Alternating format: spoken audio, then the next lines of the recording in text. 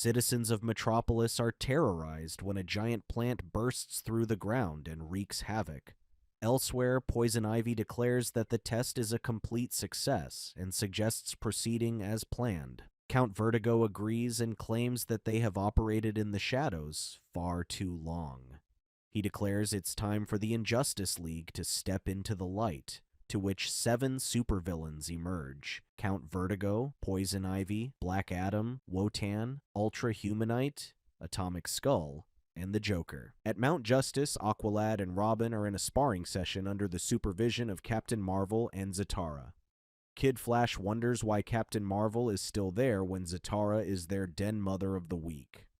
Suddenly, Batman teleports in and opens the news where the Justice League is handling the giant plant in Metropolis. Robin wonders if they should help, but Batman claims that the League will soon have it under control. He claims he has something different in mind. According to their intel, Sportsmaster supplied Cadmus's blockbuster formula to Cobra, which was combined with Bane's venom to create the Cobra Venom. Artemis wonders if the giant plant attacking Metropolis is infected with Cobra Venom. Batman claims he had the same suspicions, so he had Green Lantern run a spot analysis.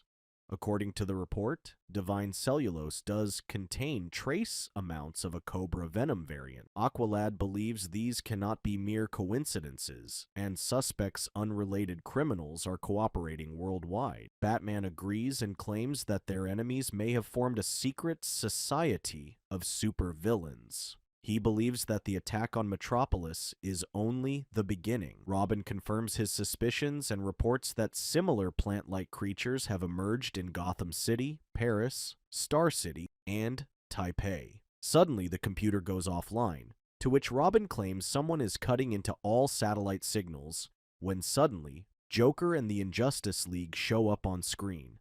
Count Vertigo admits that they are responsible for the attacks on cities worldwide, and demands a ransom of $10 billion to stop their attacks. He claims that although there is no time limit, the longer the governments wait, the more destruction they will cause. Batman receives a call from Aquaman that the UN will go ahead and prepare the ransom as a fallback. He claims that the Justice League will handle the plants and has a different job for the team. He explains that with the plants attacking so many locations simultaneously, he believes there must be a central control system to which he orders them to find and destroy it. Zatara questions his decision, but Batman claims that the team is ready, so he uses magic to pinpoint the enemy, which is in the middle of the Louisiana Bayou.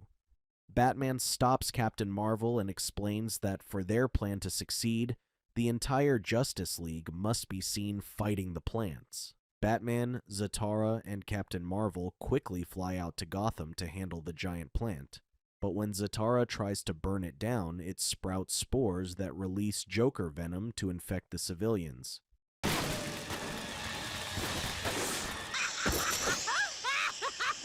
Poison Ivy worries about the considerable strain, so Ultra Humanite runs an analysis on the plants while Wotan nourishes them with his magic.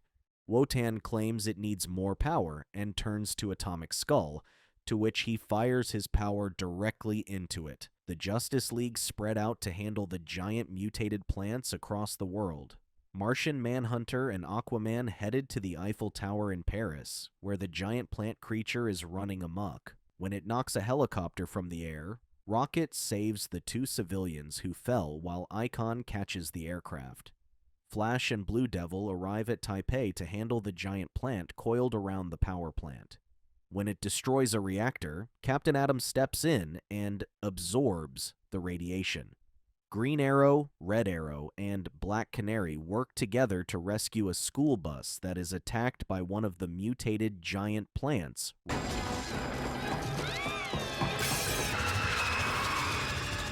Rampaging on a bridge in Star City. When the plant throws it off the bridge, Green Lantern's Guy Gardner arrives and catches it, bringing it to safety. Meanwhile, the team heads out to where Zatara traced back the enemy's hideout. Suddenly, Miss Martian feels sick, to which she claims that the bioship is trying to protect them from Count Vertigo's psychic attacks. Once they deactivated the stealth mode, Black Adam flies and attacks it, sending the ship crashing into the bayou. Giant roots pull the ship under, to which Miss Martian leads the team to escape to the surface. When they thought they escaped, Count Vertigo forced them to their knees with his power. Aqualad orders Robin and Miss Martian to carry out the mission while the others hold them off. Despite their overwhelming numbers, Count Vertigo and Black Adam round up the team. Count Vertigo notices that 2 members are missing, and Robin and Miss Martian have already found the Injustice League's hideout. Robin suspects that the plant on top of the building acts as an antenna to control the other plants worldwide. Poison Ivy catches them off guard and captures them. When Ultra Humanite was about to shoot them down, Miss Martian used her psychic powers to break free. Aqualad regains consciousness, to which Count Vertigo wonders if the cage will hold them, but Wotan reassures him that not even Superboy will be able to break out of them. Suddenly, their bioship knocks Wotan off the air, breaking the cage that the team is being held in. Superboy and Wolf charge at Ultra Humanite, while Aqualad and Artemis handle Poison Ivy. Kid Flash dashes at Count Vertigo, but he slows him down for Black Adam to knock him off the way. While the enemy is distracted, Robin plants dozens of bombs on the giant plant that serves as the antenna to control the other plants.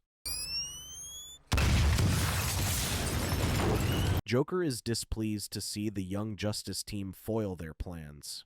Count Vertigo is furious and orders the others to kill the team. Wotan channels powerful magic to capture them, but when everyone is nearly caught, Aqualad tells Miss Martian to proceed with Plan B. Suddenly, the bioship drops Aqualad's duffel bag, from which he pulls out the Helmet of Fate. Kid Flash warns him not to put it on, but Black Adam knocks him against the tree. Aqualad wears the helmet to turn into Dr. Fate, who quickly restrains Wotan with his powers. Wotan breaks free and claims to have prepared for his return, attacking him with magic that even pushes Dr. Fate back. When Poison Ivy struggles to hit the invisible Miss Martian, Count Vertigo proposes to help, but Kid Flash charges at full speed and Artemis kicks him in the face. Ultra Humanite throws Wolf at them and attacks them, but Kid Flash dodges. Dr. Fate orders Wotan to surrender, claiming that he can't defeat a Lord of Order. When Wotan refuses to give up, Zatara shuts him down, and Justice League members arrive as reinforcements now that the giant plants have been handled. With League members like Batman, Superman, and Martian Manhunter, the Injustice League surrenders. Joker refuses to give up and causes the remaining vines to set off spores with Joker venom, but Dr. Fate channels magic to siphon it into another dimension. Not for any of us! After the supervillains are captured and the situation handled, Kid Flash is furious at Miss Martian for letting Aqualad wear the helmet, worried that Nabu would not release him. Just then, Aqualad removes the helmet, to which he was relieved that Nabu released him. He claims that Nabu almost did not release him if not for his friend, Kent, the previous wielder, who convinced him otherwise. Batman compliments the team for a job well done. Elsewhere, Vandal Savage claims that the plant creatures have proven their usefulness as potential weapons. With the capture of the Injustice League, who were serving as their proxies, they are once again free to operate without interference. Suddenly Queen Bee, Ocean Master, Ra's al Ghul, Lex Luthor, Clarion, and Brain emerge from the shadows and reveal themselves to be the true masterminds. Somewhere in Teton County, genius inventor T.O. Morrow is working on a disassembled Red Tornado, while his assistant, Brom Stick, checks on Red Torpedo and Red Inferno. Morrow talks about the return of the prodigal son, to which he claims is Red Tornado in this case. He thanks Tornado for making their family reunion possible. He mockingly asks him if he has questions, but Tornado can only helplessly listen and watch as his voice box has been turned off. At Mount Justice, an injured Kid Flash is enjoying his respite as an overeager Captain Marvel tends to his every whim, while the rest of the team pairs up in training sessions under the supervision of Black Canary.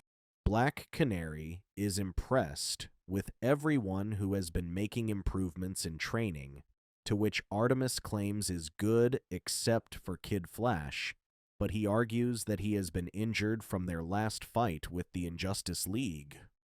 Suddenly, Zatara arrives with his daughter, Zatanna, and introduces her to the team. Robin was eager to jump in and welcome her, but Zatara claims that this is strictly a visit. While Zatara and Black Canary were talking, the team was having a psychic conversation, wondering if they were still on probation.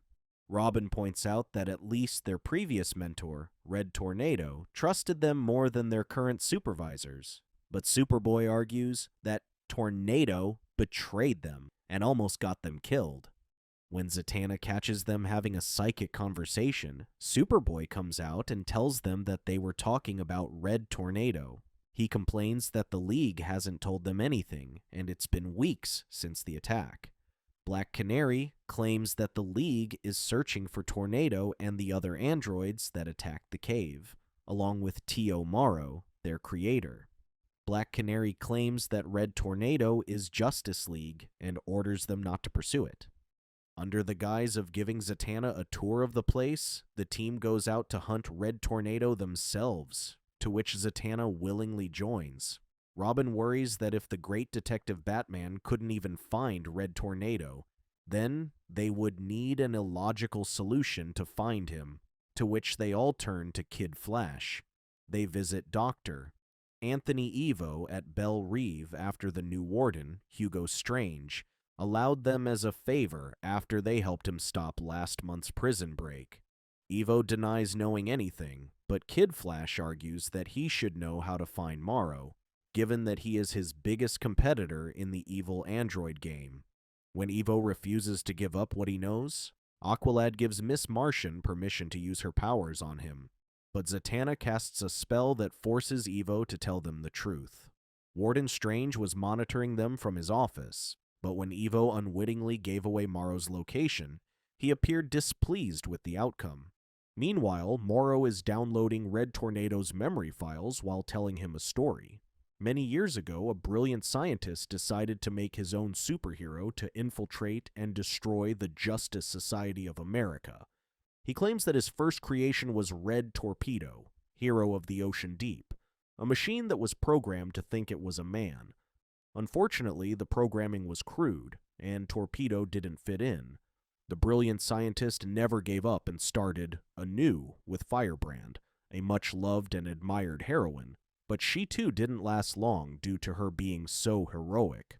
The scientist continues his work, and this time his creation, the Red Tornado, would know that he was an android. It was a huge success as the robot hero was quickly inducted into the Justice Society. Unfortunately, because of Tornado's heroic programming and Pinocchio-like desire to become human, it caused him to betray his own creator. Later, Morrow unveils his newest creation, Red Volcano, who he claims won't need to infiltrate the heroes as he will destroy them all. Morrow turns Red Volcano online, who immediately walks up to him and destroys the remote control. He pleads for his life, but Volcano claims that per his programming, he has transcended any concern for humans, to which he then rips off Morrow's arms. Volcano was surprised that their creator was also an android and declared that humans are annoying. En route to Morrow's lab, Aqualad orders Miss Martian to block all external communication, worried that Black Canary, Zatara, and even Batman would soon learn of the visit to Dr. Ivo. While the others try to figure out what Zatanna can do, Superboy gets antsy, raring to destroy Tornado after he betrayed them. Aqualad claims that he isn't convinced that Tornado betrayed them, and even so, it only makes him the victim of his creator's programming, to which Superboy relates. Volcano claims that he has been downloaded with all of their memories, except the part about their father being an android. He states that their father revealed to him his plan, his dream for their destiny. He explains that there is a semi-dormant supervolcano beneath Yellowstone, to which he has the power to activate in 3 stages. The eruption will decimate the planet and kill millions too, and the rest will be trapped under an impenetrable cloud of ash. While humanity struggles to survive, they will then build a red army to make it into a red planet. Suddenly, Evo calls Morrow, to whom Volcano answers and is informed that the Young Justice team has discovered their location and is on their way. As soon as the team arrives, Volcano sends Tornado to kill them and prove his loyalty as a Red. Red Tornado confronts them and creates multiple tornadoes to trap them inside. Superboy and Aqualad try to work together, but Tornado beats them down while deflecting Artemis's arrows. Miss Martian and Kid Flash were also knocked down, but when Zatanna tries to chant a spell, Tornado grabs her by the neck and throws her down. Volcano comes out and claims to see through his tricks, calling the fight nothing but a performance. He claims he can't trick him, having all of his memories plus a next-gen processor, declaring to know his every move before he does. He reveals having noticed the message, "Play dead," Tornado blew into the sand. Now that they're caught, the team faces Volcano head-on while Tornado appears to be fleeing. Superboy and Miss Martian flew straight at him, but he smashed them with giant hands Volcano formed with the ground. Volcano then causes the ground to cave in, nearly causing Aqualad and Artemis to fall in. Robin throws an explosive batarang, to which does not affect him. Volcano declares that with Tornado's memory files and his superior processing speed, it allows him to anticipate their every move. Underground, Tornado speaks to Torpedo and Inferno, urging them to stop Red Volcano. Inferno wonders why bother saving humanity when they're no longer human, but Tornado claims that, although they were never human, they were heroes. Meanwhile, the team struggles to deal with Volcano, who is activating a Stage 2 eruption.